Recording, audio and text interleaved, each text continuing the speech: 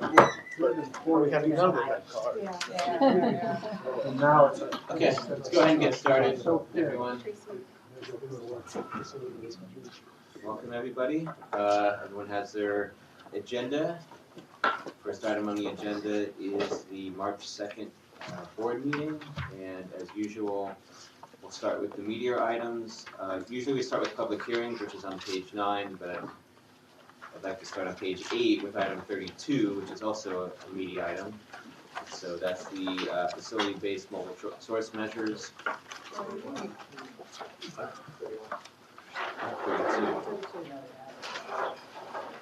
32 potential strategies for Yes. facility. So just very briefly, as you know, we have the synopsis here. This was part of the 2016 AQMP, which directed staff to undertake a process to work with these facilities, including warehouses, rail yards, airports, ports, and new development, to look at potential voluntary measures that might achieve emission reductions as much as an ISR rule might, and then report back to the board in a year on staff's recommendations on a way forward, and that's what we're doing in March. We went to Mobile Source last week. It's hard to tell. And had a good discussion there, and this is going in front of the board. So there will actually be some action items on this that actually asks the board for direction on each of the individual measures. Whether they want to take staff's recommendations and move forward, or any amendments motions the board may consider. So this will probably get a lot of testimony, and probably be, what I promise, like an hour at least, maybe an hour and a half. So we can order lunch. Oh, yeah. 3 tacos. Any questions on that? The reports, the staff report on this was available from Mobile Source Committees. That's available online, and will be part of this package as well. That's all the recommendations. And when's this coming back to the board? After March? After March? It depends on the direction the board provides. Okay. What our recommendations, in some areas, do call for check-ins at certain points. I'm wondering if it might be useful at some point for us to have a more detailed presentation at some point, so This both group? to this group, so we can ask questions and so forth. Okay. Yeah. After March 2nd, we'll Yeah, have much more direction, and we could talk about where staff is headed. yeah.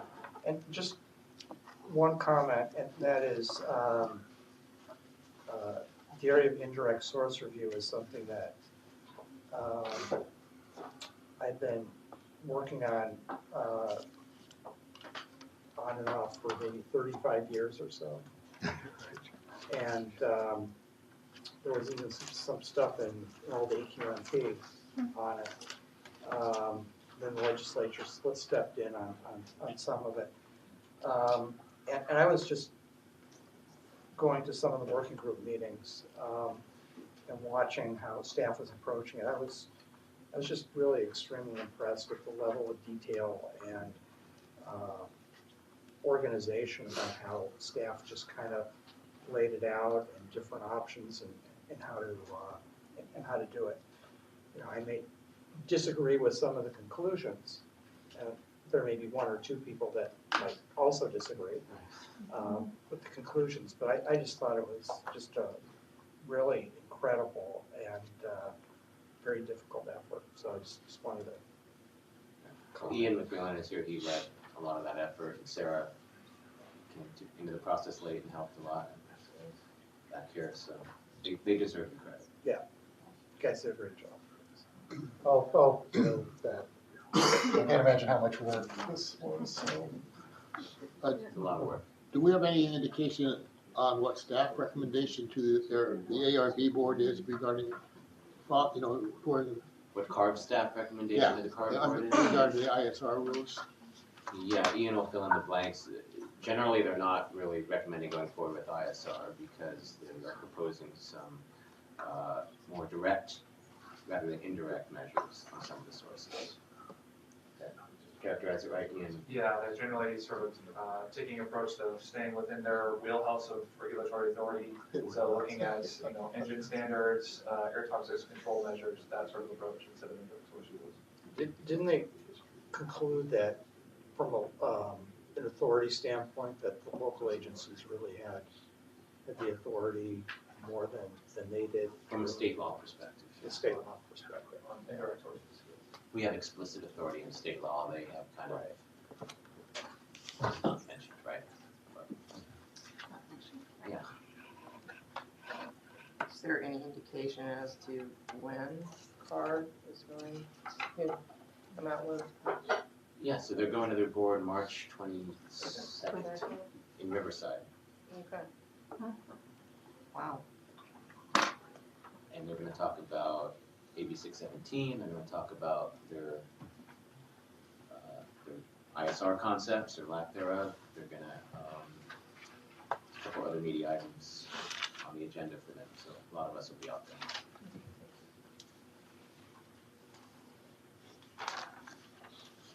Any other questions on that? The details are really laid out in the staff report that went to Mobile Source and it's one of the boards. Okay. It was March 22nd. It was March 22nd, I'm sorry, Bill, the ARB. ARB. At Riverside. Yeah. And we're working closely with them to make sure that any regulatory initiatives they embark on work in concert with ours, there's no conflicts or duplication. Okay, if there's no questions on 32. Item 33 is our Rule 1111, back again, natural gas-fired fan-type central furnaces. Again, we are proposing, this good news, finally there are certified units and compliant units available on the market to meet the 14 nanogram per joule limit that was set many years ago. We had already previously extended the compliance date one time with the inclusion of a mitigation fee.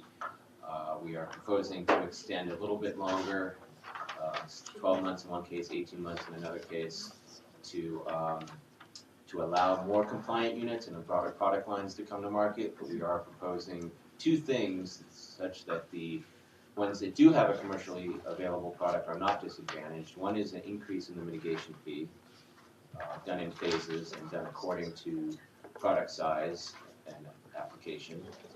And the second thing we're doing is starting a rebate program, and that's also on the agenda, to award a contract to do a rebate program of $500 initially per compliant unit. So we think that the rebate plus the mitigation fee more than will offset the retail costs of the compliant units versus a non-compliant unit, so no one will be disadvantaged, but we do feel like there needs to be options in the market just because, as the manufacturers will tell you, there's different sizes, different applications, different unique conditions in retrofitting these things into different buildings, and there needs to be a full product line. And our thought was, we don't want to be blamed when somebody goes to replace their furnace and they can't find the right one, and then they'll be forced to go outside the basin or something like that and do something that's not allowed. So that's where we are with that. There's 2 or 3 manufacturers who are supporting more or less the current proposal. There's one manufacturer with compliant units that is a little worried that we're extending the compliance dates too long, or the rebate funding isn't sufficient to advantage their units. And then there's some that want the mitigation fees not to be raised as significantly or in the way that we're doing it, and want compliance dates moved out even further. So there's comments on all sides still, but we do have, I think we've struck the right balance at this point. Emission reductions from this expected? Foregone emission reductions, because we are extending. We hope it's not, we think it's probably less than, we calculate the worst case scenario, and it was, what's the number? 0.3. 0.3 tons per day. What's that? 0.3 tons per day. Only 0.3 tons per day NOx. However, Is that the inventory, or that's the foregone emissions? That's a foregone emissions. What, do you know what the inventory is from this It was category? big. What was the total? 9 tons, I think. It's about 10. About 10 tons a day. Yeah, looking overall, maybe about 3 tons per day reduction overall. Because of 11/11. Yes. Yeah. For 2023, more beyond as more Exactly. get changed Really, out. isn't the only really air quality benefit is the reduction in PM 2.5, because in the wintertime, you're not dealing with ozone emissions. There I is, think- yeah. Well, it's not that furnaces never run, and we do have in those interim months in our ozone season, which is getting longer by the way. Yeah, but the PM benefits, we want NOx for both, right? And right now, PM 2.5 is being driven by NOx as well. So the estimate in the staff report is extra conservative because we do have the mitigation fee program in this rule, which we use the first part of that money for procuring emission reductions. So yeah, if anyone does pay the mitigation fee, we'll use that to make that 0.3 even shorter. And because finally all the manufacturers look like by this fall, they will have a much wider range. We hope that there's not a lot of even utilization of the mitigation fee or utilization of the extra compliance. We think that, probably by the end of the year, and with the way we've set up the structure and the rebate, that hopefully most of the units being sold will be compliant. 0.3 seems like a significant number, given that these days, when you bring tonnage numbers to the board, usually it's tons per year rather than tons per day. So, so that's a big number, it seems. Well, in AQMP planning rules, we generally use tons per day. That's our currency. And it used to be like that, but I know when characterizing it, the numbers have gotten so small that a tons per day number is actually fairly significant. Yeah, the total NOx emissions for attainment in 2023 is 138 something tons per day, something like that. So it's not insignificant. There's a little bit of a delay, but again, we hope by incentivizing compliant units, by raising the mitigation fee, whatever mitigation fee we do collect will go to emission reductions, that it won't be that high, and we'll be able to track that very closely, because there's still so many reports. Now, Lennox had a couple of concerns. They're the front runner on all this. They had some concerns, and it wasn't clear to me at Stationary Source whether or not they were satisfied by the staff's comments that if the money were to run out, then in fact we would look at adding more, because that seemed to be one of the big concerns. Yeah. No, they weren't satisfied by that, but we feel like we need to see what the demand is and see how the rebate's going. We have funding in these funds to add more, if the board wants to, and we can do that pretty quickly if we see it. So there's time. Their big issue is, when they came in and talked to us, is they showed this graph where over time there's kind of this gap between what a compliant unit would cost and a non-compliant unit would cost. They want to make sure that's bridged by a combination of the mitigation fee and the rebate. Right. So the graph they showed didn't account for the rebate because their view, 6,000 units up front was not going to last very long. So they took that out of their graph. Okay. And if that's true, that's great. If they sell more than 6,000 units, that's great. And we should come back to the board and reassess the rebate. But if you did add the rebate and you assume that it was funded enough to cover the demand, then you would stay above that red line. You would cover the gap, right? So that's what we hope to do, is cover the gap. If we start running out of money, then we'll come back to the board. But maybe we don't even know what the pricing is. Like, this is all projected pricing. So once we see what that pricing actually turns out to be, maybe we can still bridge the gap with less money. So once there's units out there that are competitive, we think the prices won't be as high. The incremental price won't be as high as some of them have been telling us what it is. Okay. And we really think by the end of the first phase of the mitigation fee increase, which is April of next year, from what we're hearing, there won't be many non-compliant units that need to be sold. Okay, great, thanks. Where's the $3 million coming from? From mitigation fees on this program, is that Oh. correct? I thought it came from a different mitigation. 1121. 1121, which is water heaters. So it's the same purpose, it gets NOx reductions. Do we know what the incremental difference is between, I mean, once this plays out, what are consumers looking at paying more down the road once the dust clears? So once we have no rebate, Right. no mitigation. And I know period, units are different based on size. It, and all it that really stuff. depends. We've gotten all over the map, anywhere from $100 more to $300 or $400 more, right? But I mean, the proof is in the pudding when it actually, you can actually see it.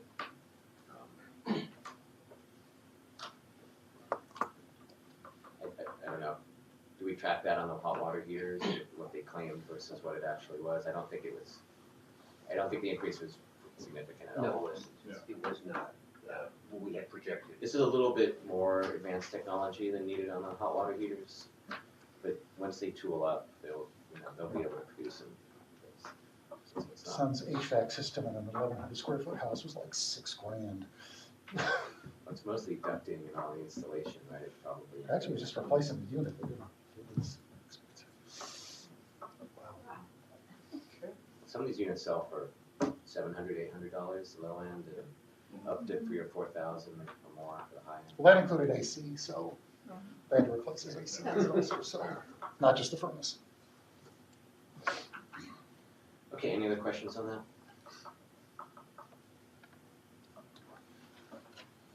All right, Matt, it's Matt here. So the next item is something that we routinely bring to the board every year. It's required by the legislation to authorize the funding for Clean Fuels Program, which is our research development administration program. We are likely going to waive the presentation because it'll be a long day with lots of testimony. But the highlights, just for your information, is that we continue to do advanced research development and early deployment of these technologies.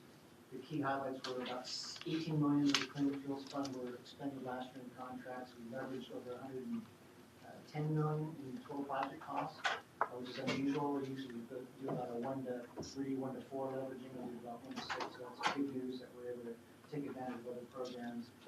And then some of the key projects that we brought before the board were zero-emission drayage trucks, zero-emission medium-duty trucks, and then we also, a big success of the program last year was certifying the near zero 12-liter natural gas engines. That's being put into chassis now and being incentivized through our incentive program. Another key highlight is this is the 30th year of our Clean Fuels program. So we've been doing this we've been offered this incentive, $1 for research funding for every vehicle registered in the basin for 30 years. And then the companion to that is our Carl Moyer program is entering its 20th year. So it's a nice story to show that we've been doing R&D for 30 years and incentive programs for 20 years. And so we're likely going to have a media something to just to highlight the progress that we've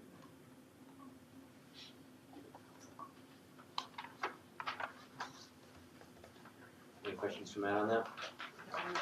Yeah, I noticed that last year, about 33% of the budget was going to be spent on hydrogen projects. But in actuality, only 7% was spent on that. Was that mainly the large-scale production project that you had in the? So a couple of clarifications. One, it's not a budget, so these are what we provide in the Right, forward I'm sorry. document is just priorities, right? Right. So we're trying to take advantage of priorities that we see from the board direction as well as potential opportunities from state and feds, well, mostly state now. So we're looking for hydrogen infrastructure co-funding. That's why we had that very high level, and we're continuing that high level. And so it'll depend on the opportunities that they present themselves. Like for example, this year, we think there's going to be a large energy commission solicitation for renewable hydrogen generation and fueling. So that's what we're doing. But you kept the numbers the same, but you didn't add in what you didn't have from last year, Yeah, though. there was a slight adjustment where we were doing, last year, we did win a big zero emission grape truck project, so that's why we kind of put the electric and hybrid technologies lower and increased engine systems. So it's just, you know, you'll see if you look back 10 years, they fluctuate, but the major categories are still the ones that we need to achieve 18 vehicles. So it's on-road, off-road, heavy duty, inner zero turn technologies. Okay, I'm just a little concerned that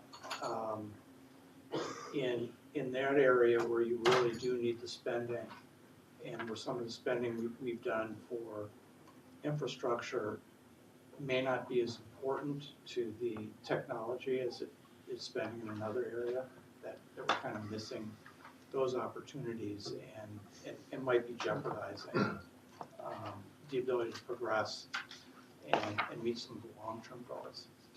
And that may or may not be the case, and I know people differ on that. What's an example, Mark? Yeah. There's a lot of funding we've done on EVSE, which I think is good, but you've had, for example, some of your, in the past, In the last probably 2 years, 3 years, we haven't been any like EVS. The only thing is our residential rebate program. You may be thinking of the DC fast charging that we got Energy Commission funding for, but we haven't used our funding to a great extent for it. well, this is just one example from the past several years. And so, but you've had some board members, for example, point out, well, really the important thing is being able to charge at home. And that's how actually he judges his trip, and wondering if good investments were being made by supporting EVSE. Whereas with hydrogen fuel cell vehicles, we've got this big shortage in infrastructure, and anybody who's tried to get fuel the last couple of days knows that there's a big issue. Mark rode a skateboard here.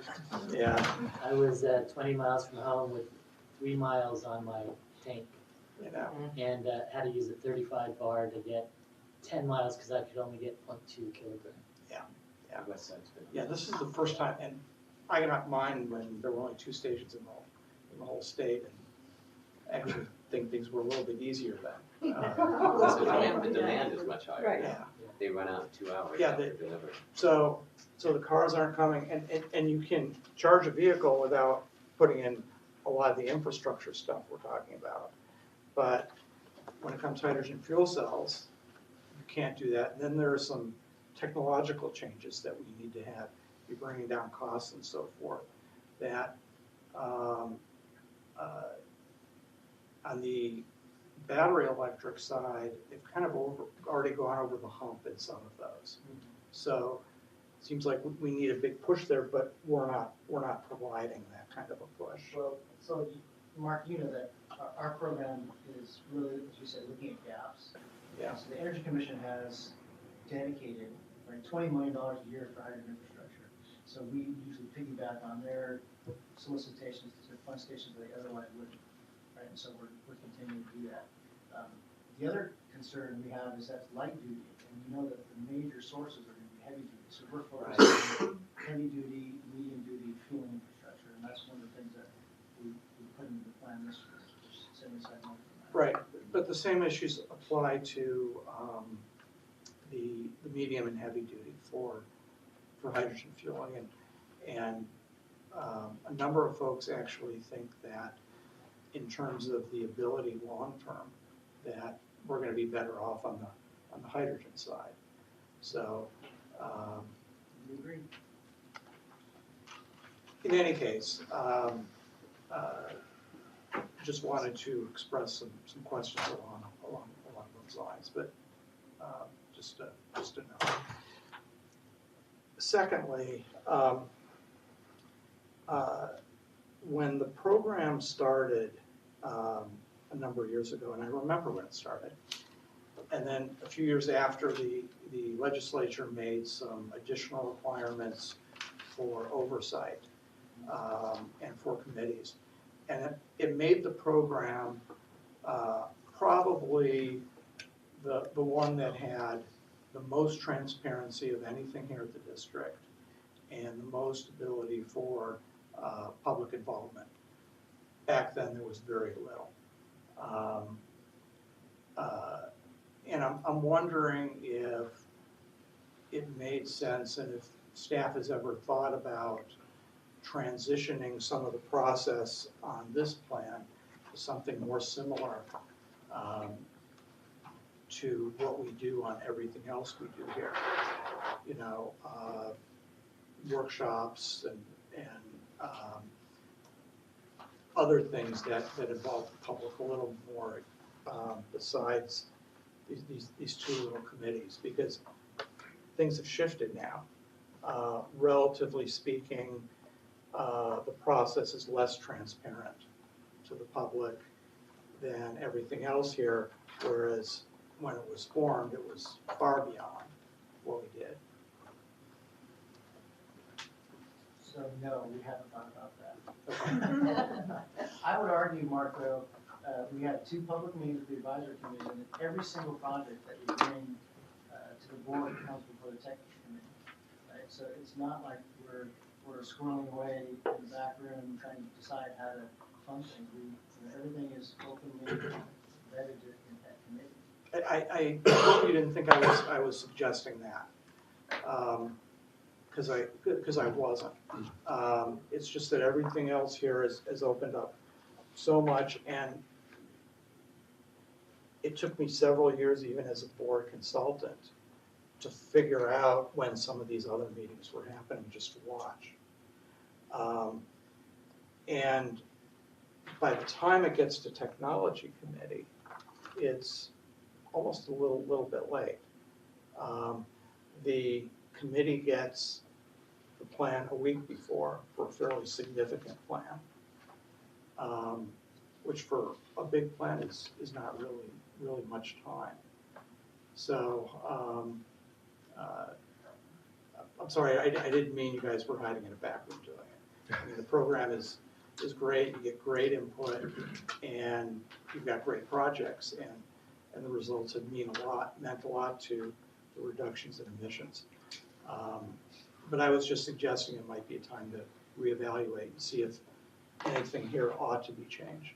So Mark, your comments are well taken. Let us think about that and we'll get back.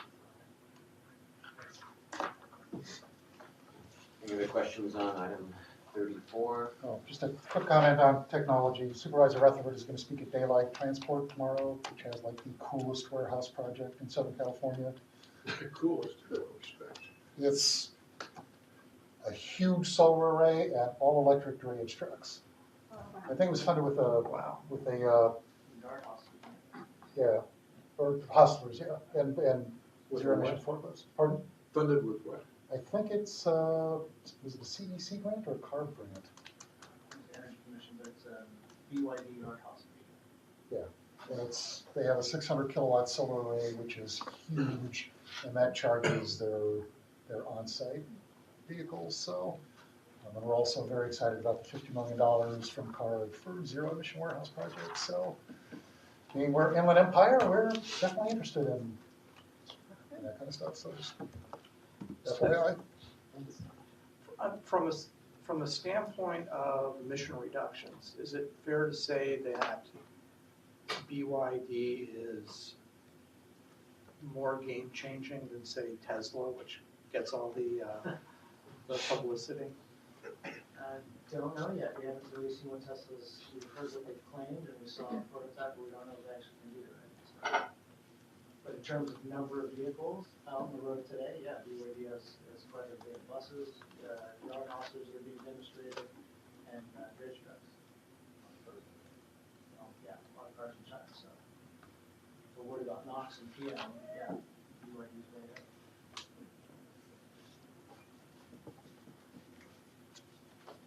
Okay.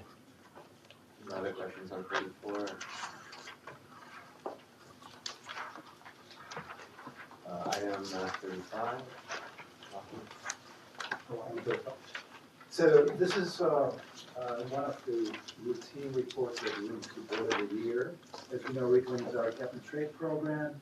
So every year we audit the program. It's an excruciating audit They will look at a variety of different, will look at the program from a variety of different angles. Aggregate compliance, individual compliance, value of credits, cost effectiveness, the size of the program, you name it, we look at all those. There are no red flags, nothing out of the ordinary. In terms of overall aggregate emissions, the actual emissions are lower than the allocations, because they should be. Individually, there's a pretty high degree of compliance. One thing that is different this past year compared to the prior years is the volume of credits traded and the dollar value of the credits traded went down dramatically. There was still pretty decent volume of credits traded for the annual compliance demonstration purposes. People are trying to balance their annual books, but the volume and value of the so-called long-term credits or infinite year credits, which are by far the most valuable ones, have gone down by more than 95%. Clearly, the word is out that the refund is being phased out, so nobody wants to invest on those credits. But other than that, everything else looks good. The emissions reported on the emission reporting, those are actual emissions, right? Actual emissions, yes. And we look at each and every facility during the audit. We scrutinize all of them. Any other questions on that?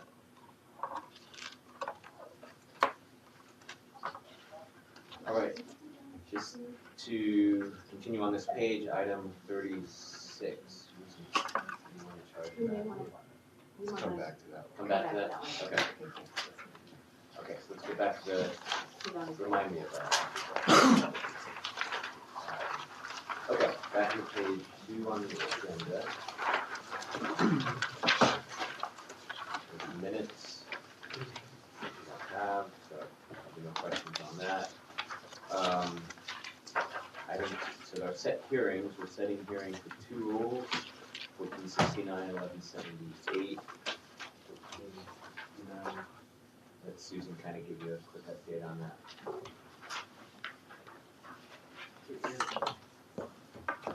So 1469, we're still working out some issues with stakeholders. Main issues are, or let me back up on 1469. 1469 is a chrome plating and anodizing rule.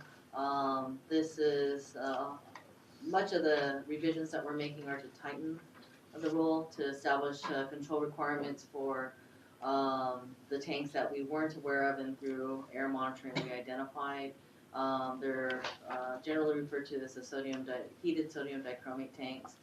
There's some other associated tanks that are associated with plating and anodizing processes that will need to put on pollution controls.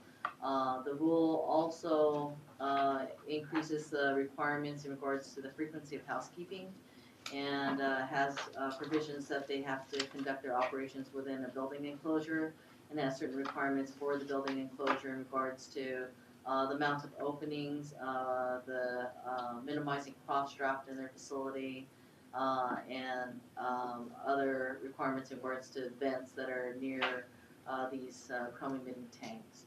The rule also includes a provision for facilities are allowed to use non-PFAS fume suppressants to control emissions. That provision is allowed for the facilities that meet certain amp hour. They're the smallest amp hour throughput type facilities, and the rule will allow some of those facilities to use that as their sole source of control. So there's been some discussions in regards to health effects of these non-PFAS fume suppressants. So we want to take a closer look at the exposure, health effects of the non-PFAS fume suppressants. We have certified those with the California Air Resources Board, but as we go back, we want to take a look at doing some emissions testing to see how much of the fume suppressant actually escapes from the tank, and to look at what that exposure would mean. So we'll go back, and if we decide that we cannot recertify these fume suppressants, then These smaller facilities would then, the rule has dates in which they would need to put on pollution controls. And then we would, at that point, probably look for mechanisms for funding to help these smaller facilities. The rule also provides an incentive for these smaller facilities and all facilities to move out of hexavalent chrome by giving them an additional year if they're to commit to moving out of hexavalent chrome for their processes. So most of those facilities in regards to using the fume suppressants are the decorative chrome plating facilities. In terms of alternatives, there's probably greater opportunity for them to move out of hexavalent chrome and go into trivalent chrome. But we need to do some more kind of analysis and working with those facilities to see what types of operations can move out of hexavalent chrome. So the key issues that you're going to hear are on the building enclosure requirements. There's a requirement that is a triggered requirement for the building enclosure to be under negative air. That would be vented to pollution controls, and that triggered requirement is if they have 2 failed source tests or they fail other parameter monitoring with their pollution controls. We're working on some modifications to that that we're going to present at the next working group meeting, but we're internally not ready to release that information. So there's a variety of other issues that we're working with the stakeholders. Much of them are, I think, just kind of fine tuning the rule, and so I think there will be some aspects that will kind of agree to disagree on some of the details of the total enclosures, the need for an on-ramp for the triggered requirement for the total enclosure under negative air.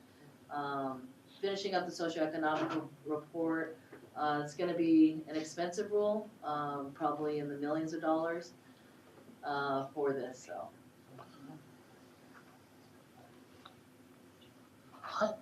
This isn't so much about the rule, but some curious observations I've seen about hexavalent chromium is that there's very little historically focus on air emissions of hexavalent chromium, which is fine.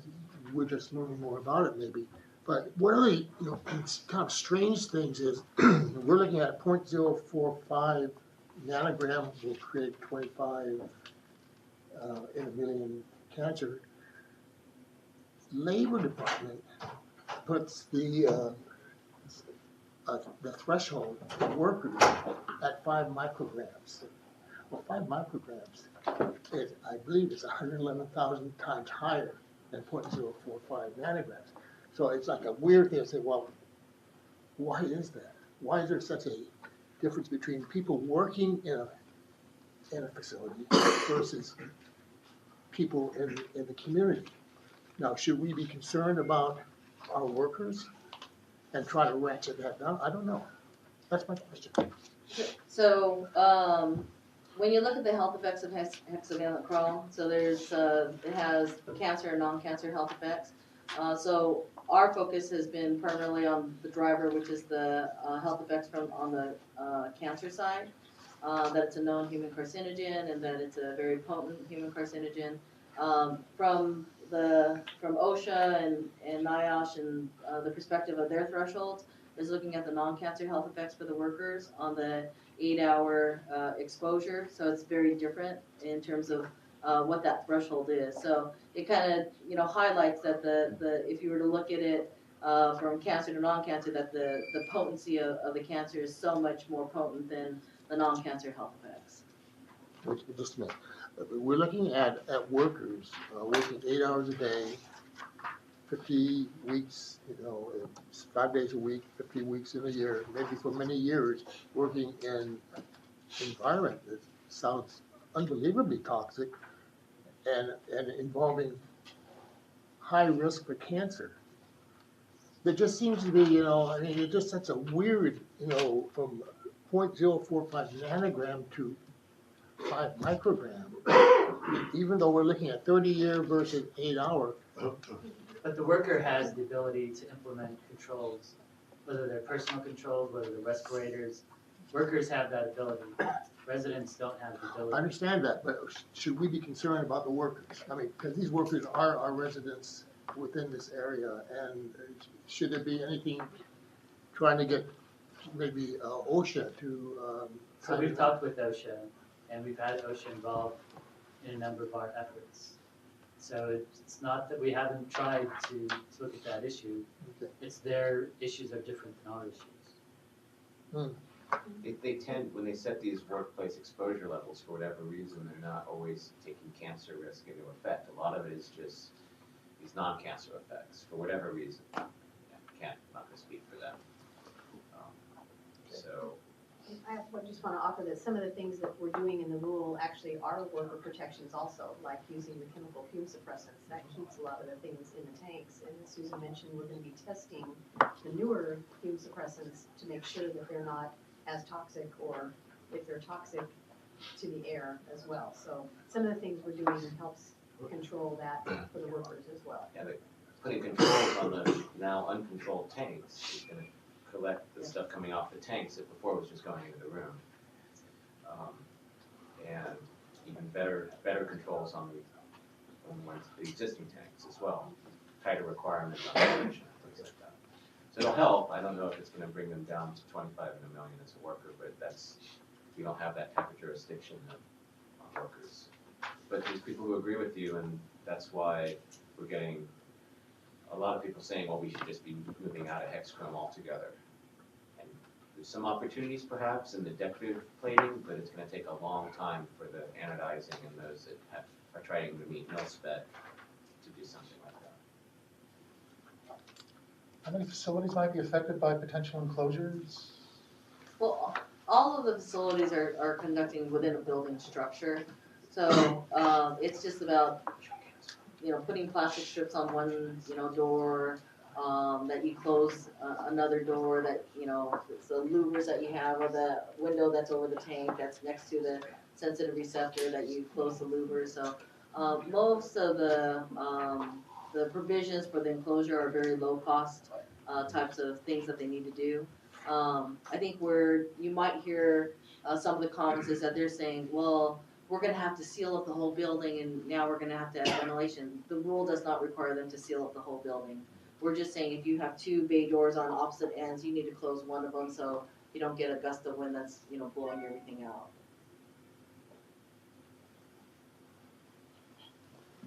Any other questions for Susan? Yeah, just one or two, and you and I have talked already about the big community issues, and they're gonna be coming in strong in opposition of some of this.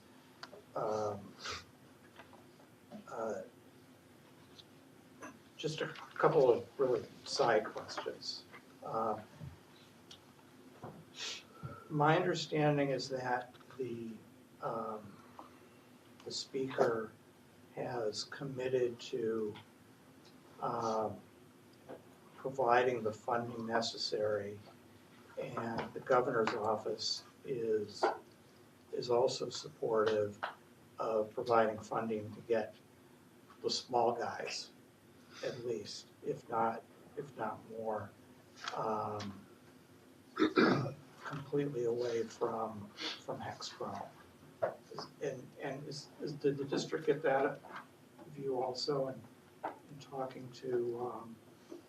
I would say we heard that from the governor's office, but we did speak with the speaker's office. And the speaker's office expressed some thoughts on the matter. Their concern was that they might be able to do some of the capital funding. Right. But the O&M was a bigger concern because of the cost of maintaining filters in the coming years, and they didn't think they'd be able to do that. So I'm not aware of any set decision on their part in terms of what they're actually going to do.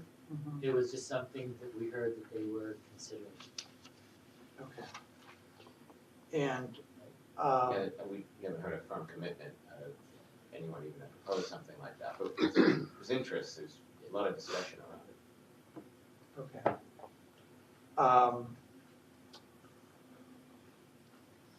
Secondly, there's I don't know, length of this room is maybe 100 feet or so. Is that more than 100 feet? Less than? Less than 100 feet.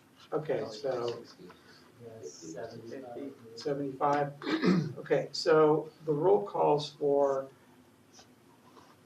keeping the doors closed of a facility that's within 100 feet, say maybe to the back of that parking lot, which isn't a very far distance at all.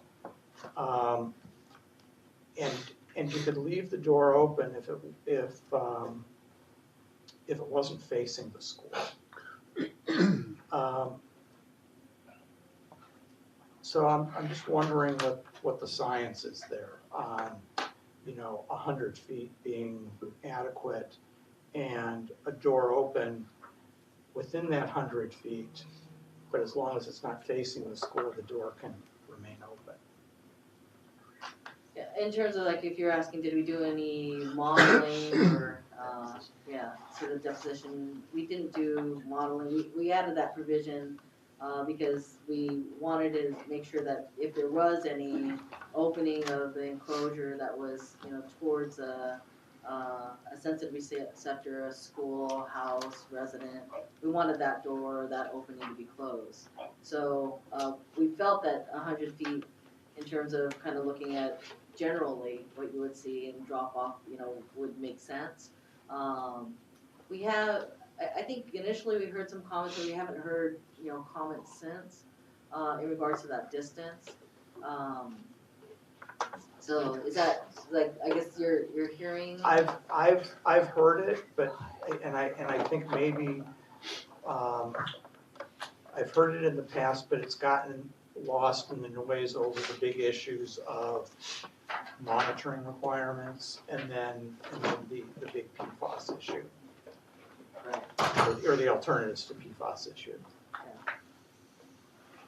I mean, I think the other point is that, it's gonna take a while for these facilities to put these additional controls. We've increased the housekeeping, but when you get the facility well controlled, the building is really just, it's a secondary extra protection. Yeah, you do want, to have some distance. It's like, if you have a door, an opening, you wanna provide that protection for that resident, that's right, adjacent. I don't know, I guess we can look at some modeling to see, what that might be, but. It's really hard to do modeling because it's very It's hard a to know the volume source source. strength, the emission rate. Yeah. That's what Right. gets them. Right, now, and I was wondering where it came from, because initially when that was proposed, I did hear from some community folks, but there've been the bigger overall issues associated with it. Yeah, and then when it came down to finding if you could get rid of hexachrome anyway, then those issues all go away.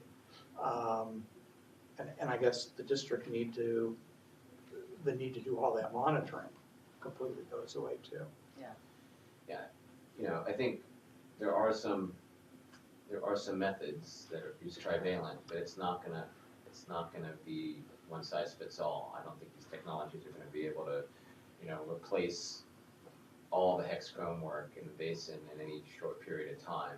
Even in Europe, it was only for decorative, and then there's an out. They just have to say it doesn't work, essentially.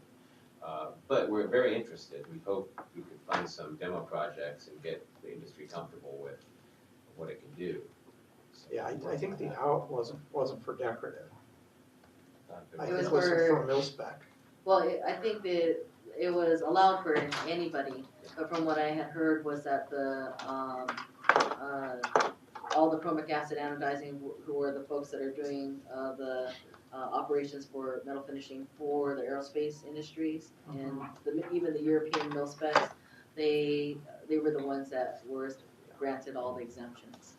So, and I'm sure there were other exemptions too, in addition to those chromic acid anodizing for aerospace, probably for deck and hard chrome, there were probably some areas too. And for the chemion technology, which is for anodizing. Yeah, it's for the sealing process of the anodizing, so it's not the anodizing. Okay, so does that technology work? It from even talking to the metal finishers, they're the ones that approached us on that. So the chemion process is a trivalent process for the sealing process, and they came to us to tell us about it. They feel like there's good promise for this technology.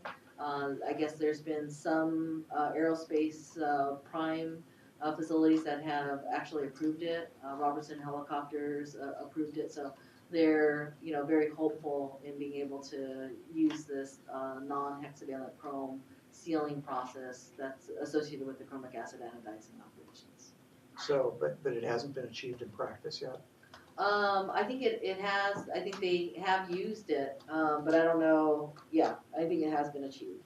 It's just, the question is whether or not the primes will approve it and which primes will approve it. And we'd want to do some testing. Is it 100% trivalent, or is there some hexchrome Right. in there? Okay. Okay. Look forward to fun on this one. Okay. Any other questions on plating rule? We're just setting hearings, so this is more to come. And then Susan, 1178. So Rule 1178, when we amended 219 last year, this issue came up with these, on the floating roof tanks, there's a guide pole, and these guide poles, some of them have slots, and they wanted to, the question was, can we exempt them from permit? We said, well, we need to go back to allow the use of this vapor sock that they want to use over the slotted guide pole before we can exempt it from permit. So we went back to Rule 1178. We added conditions in that if they were to use a slotted guide pole with a vapor sock, that they need to do certain things. One of the things they need to do is they need to put in what's called a pole sleeve inside. And then we had other requirements if they're going to use it for external floating roof, dome tank, and so on and so forth. The other part of this is then, once we amend 1178, can we exempt them from permit? So we are adding Rule 219 to the as part of this package to exempt from permit a very specific configuration when a facility goes from a slotted guide pole to a slotted guide pole with a sock, provided they put in a sleeve inside that sock. It sounds funny. Sleeve, socks, yeah, gloves. So 219 is going to be rolled into this to do that very surgical amendment to allow this to be exempt from permit. So. Susan, what type of emission reductions do we look at for VOC? It's we really see it as it's basically a wash. You can see maybe a small reduction by removing what's called the pole float and putting in a sleeve with the vapor sock. But yeah. Any questions? There's a refineries, or one of the refineries approached us with this idea that they wanted to clear this up within 1178 too.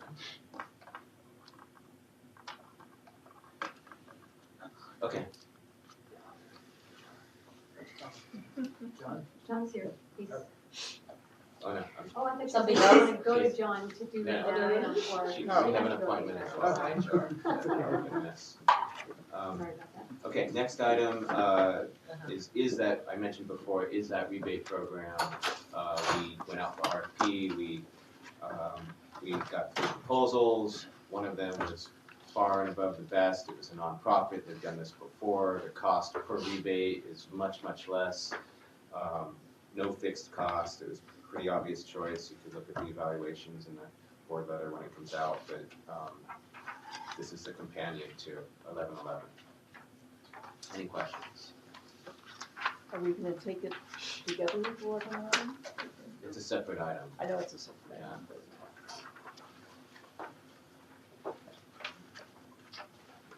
We feel like it could be separate because we want to do this rebate program regardless of whether. But wouldn't you shouldn't consider, that's a good question, consider this after the rule is No, because adopted? we think, even if, say, 1111 gets changed or delayed, this rebate program is still a good thing. It's still going to advantage the, And it'll still have money in it. it still has money to get started, Even if- and we want those compliant units to get out.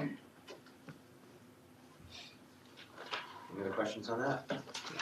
All right, we're on to page 4, and first item, it's item 4. So this is, if you remember, I think it was back in the 2012 AQMP, there was a reassessment of our socioeconomic analysis and the procedures and protocols and methods we use for that. And there was a series of recommendations from an outside review of that, Apt Associates, and we've really implemented a lot of what was recommended.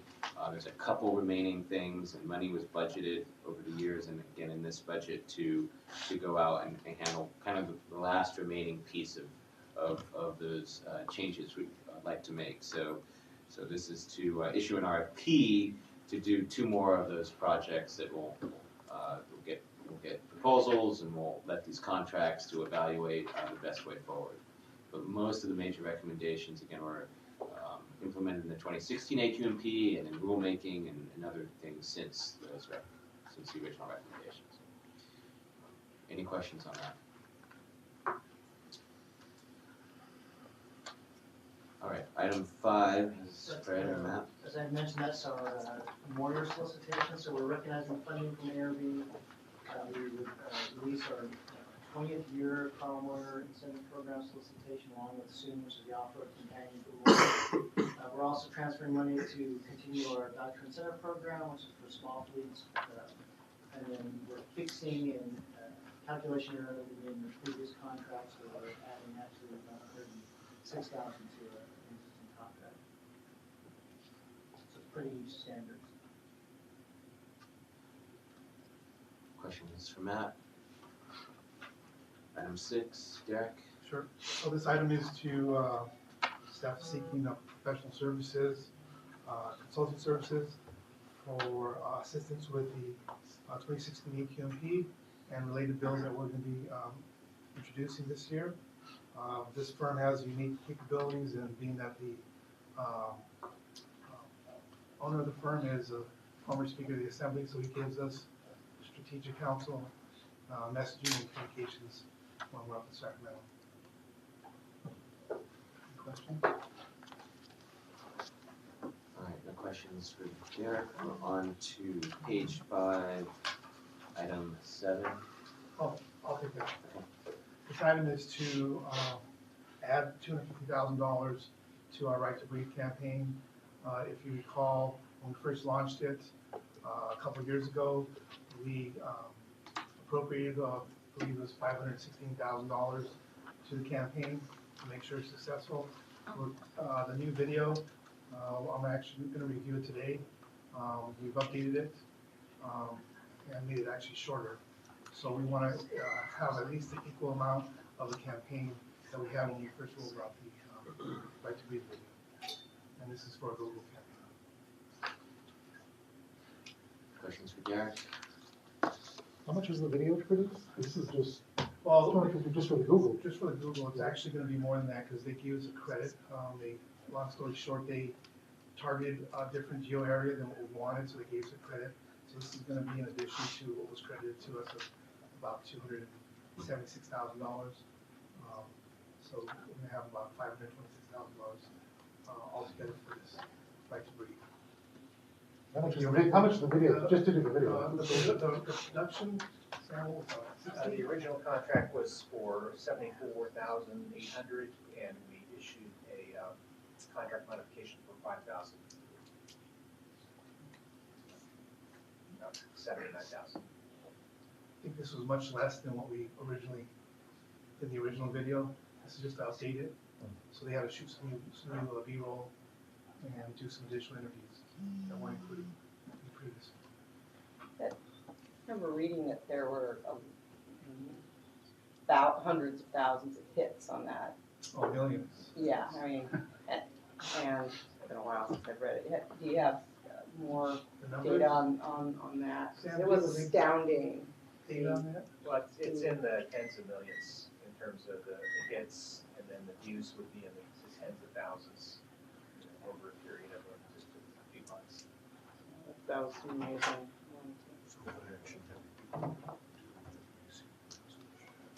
Okay, any other questions on the video? All right, Ron has the next 2, item 8. Good morning. Last November, the board approved the release of an RFP to solicit bids for software development and support. And this item is to execute and select contracts from the competitive bid process. The funds are already in our for the budget, and happy to answer any questions. I have to say, my board member on these two is incredibly happy with what you all are doing, and want to make that known that he's very happy. So Thank you guys are doing great work. And the next item, our legal division requires a new case management system. And this action is to amend one of the contracts to approved by the board to add additional funding for the development and implementation of a new web-based case management software system. I'm happy to answer any questions.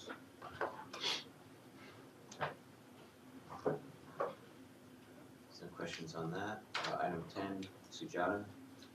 Good afternoon. This item is to once again delegate the authority to LA County Treasurer for investing in SCAQMD funds, and we do this annually. So it's just standard once a year. No questions there. Item 11. Yeah, so this is the item that we bring before the board every month as part of MSRC, so they include projects in their 2-year work program. So in the MSRC letter, they're asking to execute 5 different contracts under their program, their work program. Yeah, some comments I'd like to offer on this item. As many of you may know, Board Member Cazziati is very much interested in mobilizing cities and counties to take advantage of these kind of programs. It turns out that as of the last meeting of the MSRC, of the $21 million available, only about $267,000 has been encumbered so far.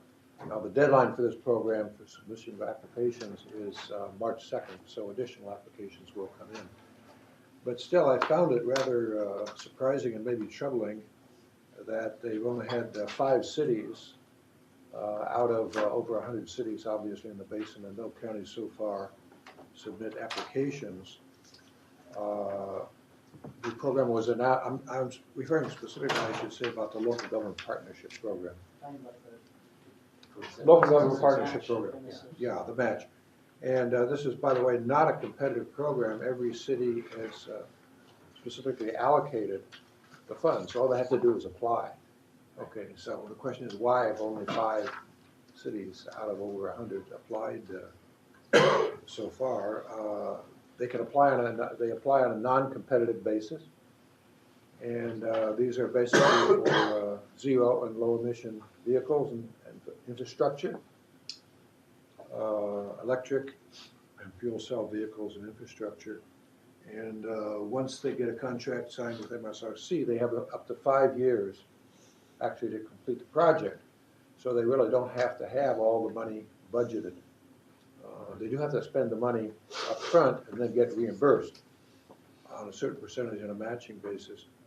But, and I know that both the MSRC staff, which consists of Cynthia Revenstein and Ray Gorski, have done some outreach on this, as I believe has the section under under different And our 2766 staff is under my shop. I was going to ask about. But if I just could, it's really a little bit concerning. Maybe I shouldn't be so concerned. Maybe a whole bunch of applications are going to come in the last week or so. But at Mayor's Cazziotti's request, the MSRC committee last Thursday did extend this program for deadlines for an additional 5 months, so that helps you a little bit. But I'm still a little concerned that, as I think the councilman is, even though we've sent email messages, as your staff, MSRC, to many of these cities, and have had some conversations with various city staff, there seems to be a really hesitancy of these cities to plug into this program. And maybe the money is not all that much. Maybe it's not all that important in terms of the amount of reduction. But in getting the local communities to make a commitment to reduce air pollution in the basin, I think it's very important symbolically. So I don't know if the MSRC or AQMD staff has any evaluation of the progress of this program, but I'd be interested in any response that our staff might have to that. Well, yeah, well, again, I mean, I could speak from a 2766 perspective, because again, it's a different body that makes these decisions, and Right, I Ray is in understand that, charge yeah. of the program, I'm sure you've talked to him. From the 2766 perspective, I think, you thought this would be MSRC thought this would be a great way to kind of perhaps redirect some of the existing expenditures of 2766 funds to be a little bit more in line with what we need for the AQMP, which is, NOx reductions. And the general 2766 program is broader than that. It allows a whole wide array of projects, and as a district, we had no control over, we have very little control over that, and MSRC has very little control over that, or no control over that program. So this was a way to bring them together and shift funds in a direction with matching funds in a way that is more aligned with AQMP goals. So we were happy MSRC did this. You may find some cities that have their 2766 funds just programmed into something, and it's continuous, and they just do it, and it may not align with what MSRC or AQMP goals are. And there might be some reluctance at those cities to change that, but we think that given the time and the extra time, that many will be taking advantage of this. There was some concern expressed by your boss that there wasn't enough time to evaluate all these things by March 2nd, so I think there's that conversation. I was gonna ask you about the 2766, because that is always a very difficult hurdle to overcome. I mean, I worked with Mayor Leverage, and it was, a problem of how do you get cities and counties to line up. And it may take a little bit longer to allow that cycling through some of their projects to kind of educate them that the MSRC is going to be focusing on these projects, because they are loath to kind of switch horses in midstream. Some of them use multiple years of Right, funding in right. one project. So Right. They have a project, it takes them 3 years to build it. Right. They may have loved to have gone for this, but Can't their just do it. funding is tied up. So I think it might be a more iterative process, but maybe 2766 is always the bane of everybody's. And just to further that cherry note, I came from San Bernardino County Transportation Authority this morning. You guys had an RFP meeting. There were 2 non-staff people there, so I was pretty disappointed. It's like, there's a ton of money out there. And I did send an email blast to all the departments that might be relevant, and I'm having a hard time getting traction to convince people there's money out there. So. I was at the Buena Park. I'm sorry. I was asking Dave if you had any insight in terms of your interactions with the city. Is it lack of outreach on our part? Is it lack of understanding, or is it, they understand fully well and they just don't want to go through the process? Could be a little of each. The cities I've been in contact with, I've sent, I think by now, a sequence of 3 emails specifically addressed to the city manager, for example, by his name and so on. By the way, these city managers often change. The 5 cities I've been most in contact with, 3 of them either have a new city manager or a temporary city manager, or one's on the way, so that's a problem. But talking to some of the staff on the phone, some of them are really not very well informed about the possibilities of the program at all. They have to be updated. And by the way, I said I sent out a series of 3 emails. The last 2 kind of reminders and requesting, could you please inform us what your status is? I didn't get any email responses from any of them. As I say, I have been in telephone contact with some of them, and some staff seem not to be aware. A couple said, well, it's a little late in the budget cycle. That's one of the reasons Michael wanted to extend the deadline. But Ray Gorski pointed out to me from the MSRC that they don't have to have the funds encumbered, during this fiscal year to participate in this program. they can go ahead and sign a contract with MSRC. And they have up to 5 years to expend the money and submit their receipts for reimbursement, but they do have to put their matching funds in first. Only one of them mentioned their concern, oh, we don't have it in the budget this year. So it's a variety of reasons, so I don't know, that's why I wonder if the MSRC itself and/or AQMD staff could maybe do a little follow-up and evaluate why people aren't responding. Now, the MSRC has representatives from a number of organizations, but you do have 2 board members from AQMD, Larry McCollum and Benoit, by the way, sitting there, so they may be able to request some follow-up if they're directed to do so. I would add to what David said, the 6 or 7 city managers I talked to, there was only one who responded directly. They either passed it on to staff to take care of, or the public works will take care of this, or got no response. I think It's, sorry, go ahead. You're saying you're probably experiencing what we often experience with the 2766 program, Yeah. which is there's usually like one staff person who sort of takes care of it, and that person can get transferred or promoted or laid off or whatever, or retire, and then it takes years to get somebody else up to speed. So it's a challenge we've had just with 2766 alone, and I think this might have something to do with the response we're getting thus far, but we'll continue anything we can do to get people to participate. I mean, I think it's what Luke Dan was mentioning, is they have it pre-programmed most of the time, so it's just it's a normal progression of control is trying to reprogram into the things that meet all our mutual goals. So we'll take this back to the MSRC and see what we can do for outreach and then extend the outreach so that cities are aware, but also look at we can extend the deadline. Yeah, I want to do a little bit more than that as well. I want to talk with Derek and see with GeoStaff what we can do to make sure that we're getting to the right people and getting a response. I want to make sure we're not just sort of sending the information and then we move on. So it does take a little bit of that dedicated effort. But if we're doing the follow-up and they're still not doing it, then I'm not sure that there's much more that we could do. I mean, we sort of hear this comment all the time, well, you know, there's not enough people here. How can you tell more? And like, well, we sent it to 10,000 people, we did these notifications, we did all of this. There's only so much that we can do. In this particular case, trying to make sure that that awareness is there. So we'll report that. I have, speaking in Gateway Cities COG has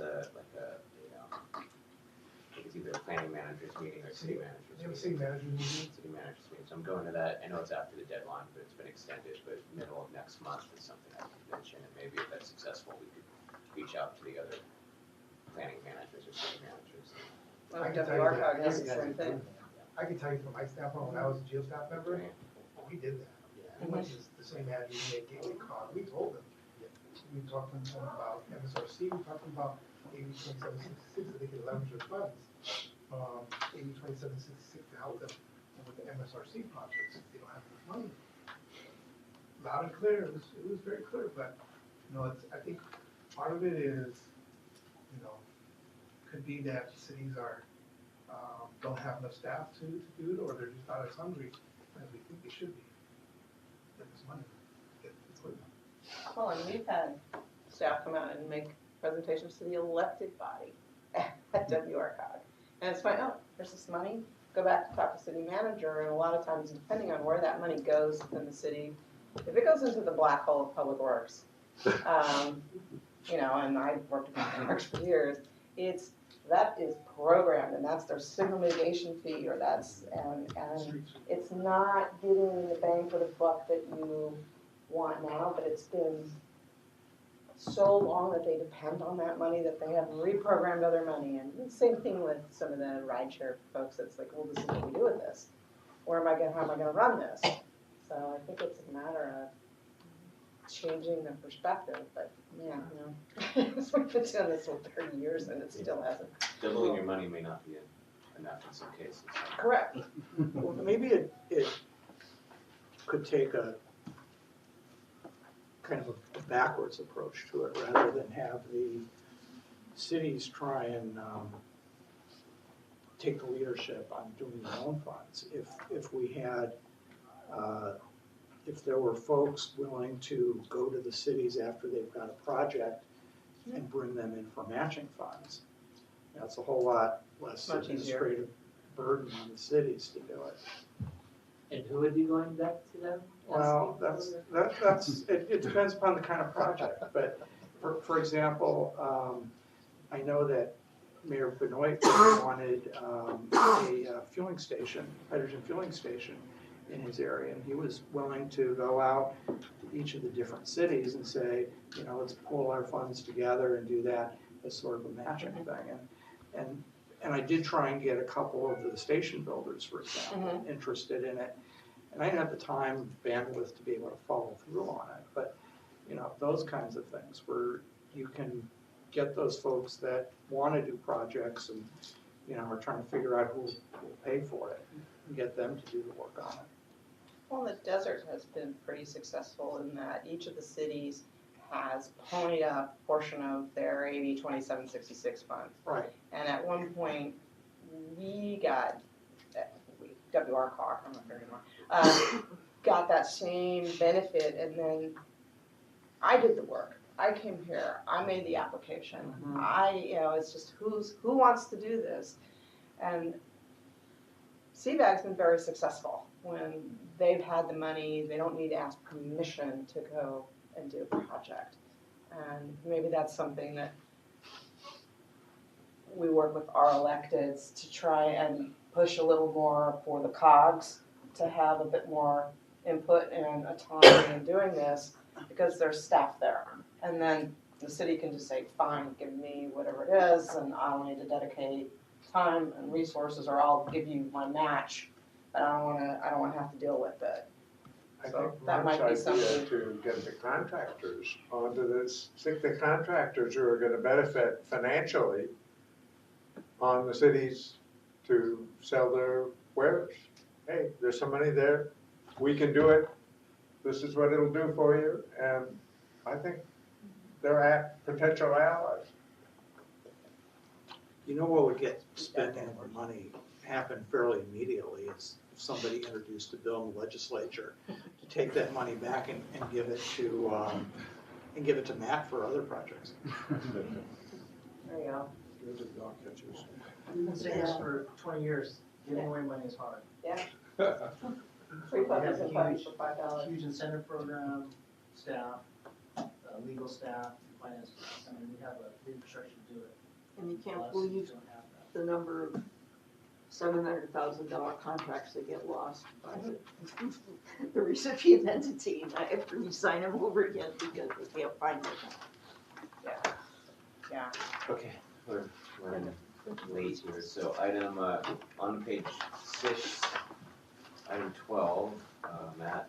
So this is a contract, it was part of the board letter last month where we are contracting with the National Renewable Energy Laboratory to enter into a consortium, it's a research consortium with ARB, CEC, and the Department of Energy. Unfortunately, when we wrote the board letter, we put down the contracting entity as NREL, the National Renewable Energy Laboratory. But as many of you probably know, the national labs are mostly run by third-party entities, and so the entity is actually the Alliance for Sustainable Energy, which the DOE contracts to run NREL. So we're simply coming back to the board to correct that error and actually ask for permission to enter into a contract with the Alliance for Sustainable Energy. So no money, there's no difference in the amounts, there's no difference in the project scope, it's simply letting the board know that we're actually entering into a legal agreement with this other entity, not NREL. Questions on that? All right, item 13. So this is to conduct the annual meeting of the Health Effects of Air Pollution Foundation. There's a written report that will be presented to the board members with a recommendation to receive and file it. All of the research that's being conducted is actually in the ongoing stage. There isn't anything that's been completed yet, so we're all anxiously awaiting to hear back with those results. Questions? All right, Item 14, any questions on the legislative report? Yes, I'm aware that the legislative committee, there was a matter on the agenda about the quarter-cent sales tax to fund the SCAQMD program here, which generates supposedly about $1 billion a year. And I'm aware that it was tabled at that meeting by just consensus, I believe.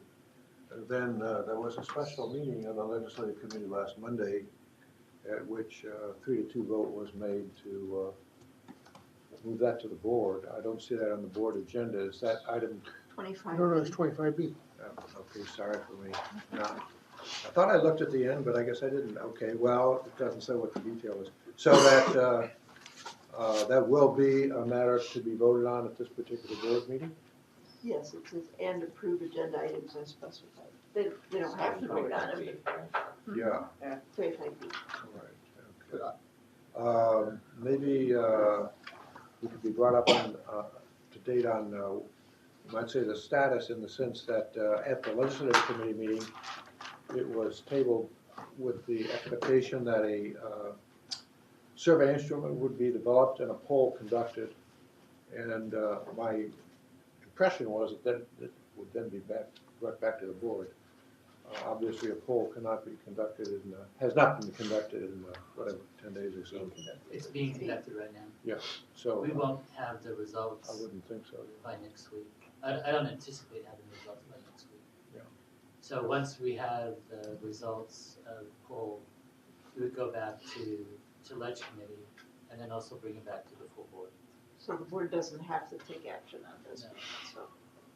Okay, so is the board being asked to take action or is it merely an information? I guess if it's on the agenda, the board could take action. Well, the wording here suggests that some board members are going to pull this item and there'll be a lengthy discussion. Okay, well, that's not. Wouldn't you think?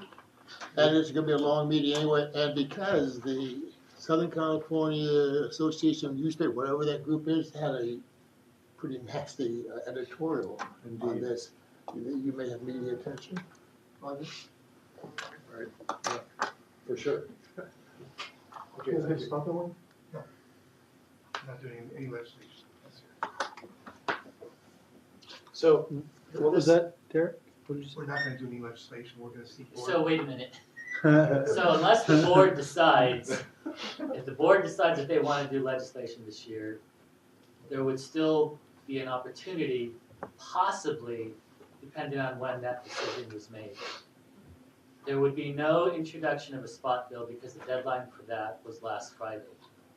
However, there is the opportunity to do a gut and amend, and that extends to when? It could be at the last minute. I was gonna say August. Yeah, it could be the last minute. 72 hours. It's not gonna be, it won't be accepted favorably, but it could be done, but it's Right.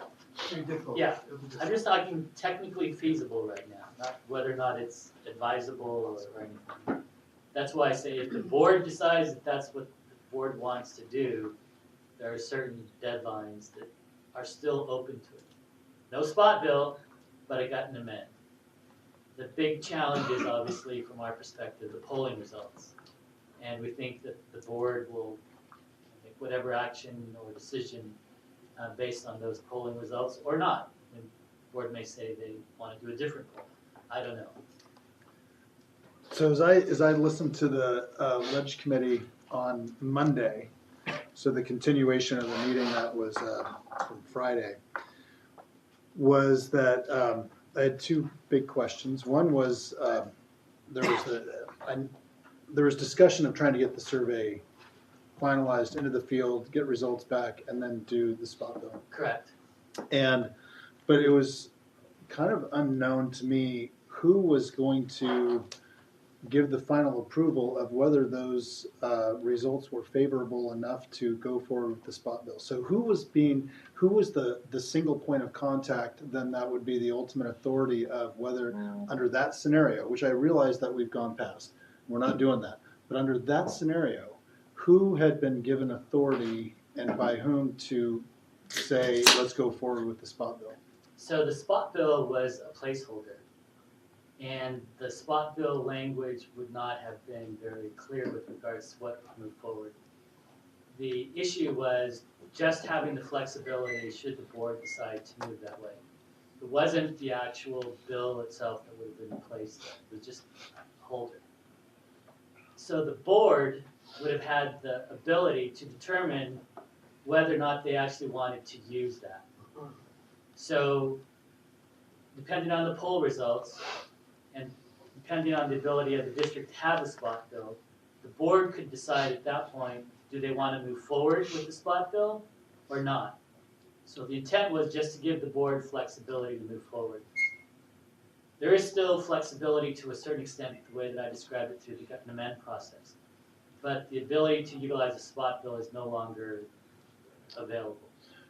But the board would have made that decision, not us. Now, the issue of how we got the spot bill, the existing policy is such that with regards to legislation, and Barbara, correct me if I'm wrong, is that once the Ledge Committee approves an action, then staff can go to and take action before a full board vote on that matter. So in this particular case, we would have just gotten the placeholder, but the board would still have made the ultimate decision on whether or not to proceed with that. So the legislation committee can take interim positions before board action, provided it's not inconsistent with existing board policy, I think is what Wayne is referring to. And the existing policy was that under the AQMP, the board directed staff to investigate and to secure all possible funding sources. And that was also presented. It was presented in the funding plan that went to the board. In December. This very specific item was in that funding plan described. But I'm still thinking that they're gonna pull this item and have a discussion on it. Understood. Right. Unless we say the poll isn't done yet, let's come back next month. The second question I had, and second question I had was with, under that, the Ledge Committee contemplation of the legislation, it was to be implemented by 2020. What was the feeling of why there was such a big rush to get it done, get a survey done in 3 days and get the spot bill put in, you know, a day or two after that, and without it coming to the board at that point? So knowing that we had a kind of a long runway going up to 2020, why the I know I've only been here 2 years, but, you know, kind of unprecedented move of going forward with something so dramatic without it coming to the full board first. So I would say again that under existing policy, staff can move forward in that way, and it was to give the board maximum amount of flexibility.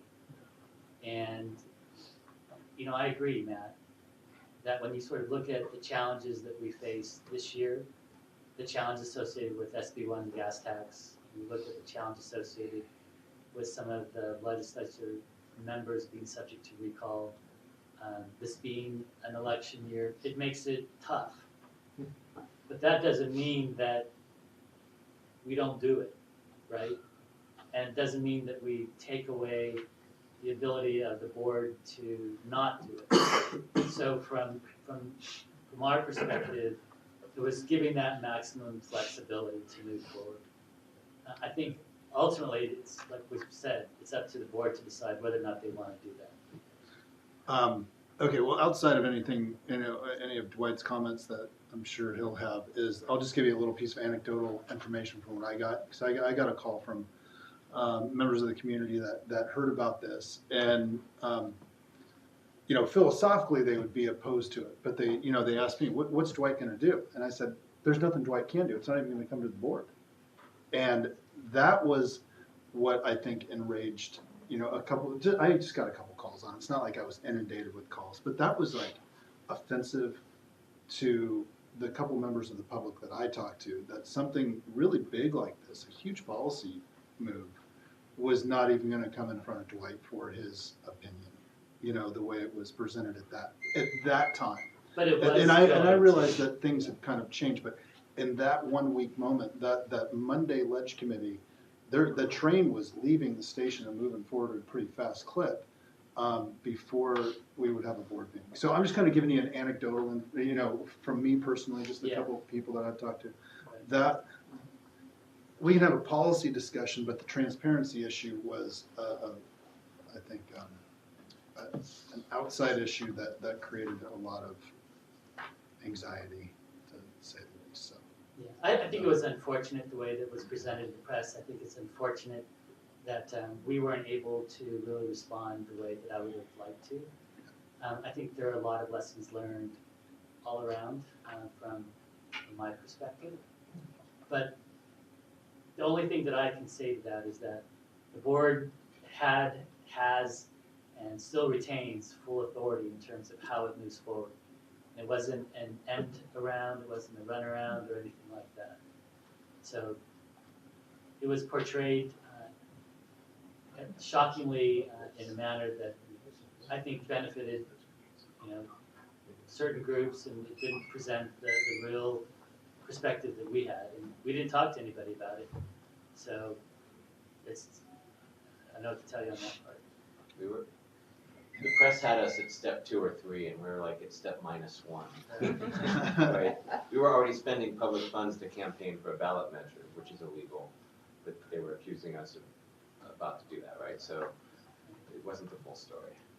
And frankly, It was more than a full story. And It was a story that didn't happen. Those feasibility studies happen all the time everywhere, so that's a big reach for them. But anyway, so thank you. That's fine. Thanks. Sure. So about the polling, when is that anticipated to take place and be completed? I assume that would involve contracting with a polling firm to do that. Polling's already underway. The results, I think I heard Derek say about 1 to 2 weeks. 1 to 2 weeks, depending on how quickly they can get to 1,400 respondents. They already started last week. 1,400 respondents is considered sufficient sample size. Yes. Pretty big. That's plus or minus 3. That's a good poll. I think I've seen polling sizes of 1,000. 600. You can do it Well, now. 600 probably isn't very Right. It's sufficient. not gonna give you the good plus or minus. Yeah. But Well, of course, it depends on what questions they're asked, but it's a new issue, shall I say. It's not an issue that the public public is unlikely to be fully informed of the consequences of.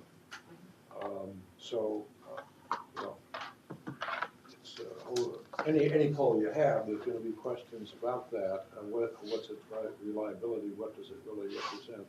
Sure. And hopefully the polling firm is raising questions that are not only inquisitive but also informative. We'll see. I don't know, Derek, do you want to just briefly mention FM3? Sure. So Fairbanks, Maslin, there's 2 other M's. That's FM3. They do a number of polls. They did Measure M, which was just recently passed by LA County voters for half-cent sales tax increase to go to transportation. They did a poll for us back in 2001 just to gauge the agency's or the public's awareness of the agency. They've done political polls. They're well known. As a matter of fact, a couple of the board members mentioned that, oh yeah, they've heard of them and they're qualified firm to do the polling. So it's not a firm that would just look up in the LP. Did you guys tweet Will the we and the questions board see afterwards? the questions? I'm sorry? Will we and the board see the questions? We actually issued the survey Yeah, it instrument. was an alleged committee. Right, but did they To- tweet the questions We at didn't all? tweet the questions. Then the surveys in the special ledge committee agenda? It was, yes, it was sent out to the ledge committee members. So if you just look at the ledge committee agenda online, the whole survey That's is. right. For the special. Yeah, the special one on Monday. Okay. If you just bring up that agenda, the survey is there. Okay. I've got a question about this, and sometimes it seems to me maybe I'm not the brightest bulb on a tree, but the way I understand it is that what you're looking to do is to seek authority for either the district or somebody else to propose a ballot measure. that would be ultimately voted on by the voters to decide. And that the question before the board is not whether or not we should do a ballot measure. It's not whether or not we should impose a sales tax. It's just whether or not somebody should have the authority to go ahead and do that. It's twofold, really. And I'll look to Barbara again to clarify, but it's one, to accept revenue should a measure be passed. And the other is to, in essence, allow a measure to be implemented, whether at the initiation of somebody else, the initiative of somebody else, or whether the board directs the measure to move forward. So the board would have, in essence, two bites at the apple, right? One is to move forward with the authorization, and let's say the authorization is then approved, then the board has another decision to make as to whether or not they actually want to initiate an initiative. And the board may decide not to do that, and there may be a private initiative that's launched by some other group. But if that's the case, let's say another group launches the initiative, the district then would be able to recognize any revenue that would result from an approved initiative process. Okay, I'm just not seeing the huge deal. I mean, you put in authority, and there are all sorts of authorities, but whether or not you take advantage of it and take the next step. It's up to the voters, is the bottom line. It's the voters that are going to decide. Yeah, exactly. Regardless of who puts it on the ballot, Right. it still has to be voted on. Exactly. It's just a very popular topic. Well, we have so few. Well,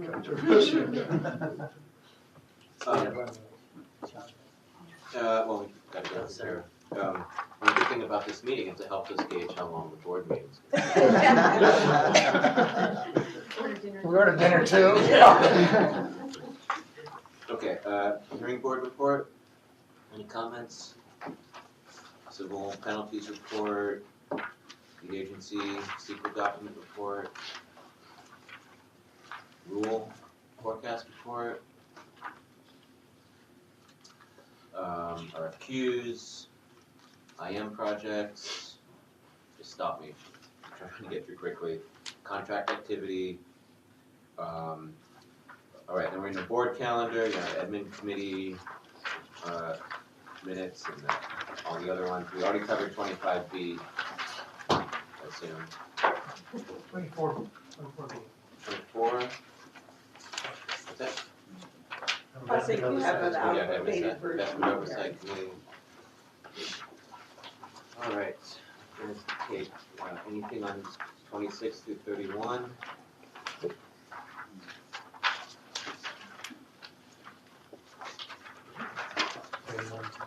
None.